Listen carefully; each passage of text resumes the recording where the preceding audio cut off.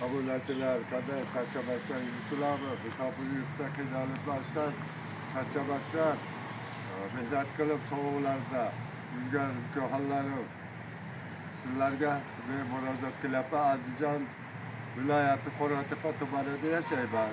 Kompaniya bilan ijarada turamiz.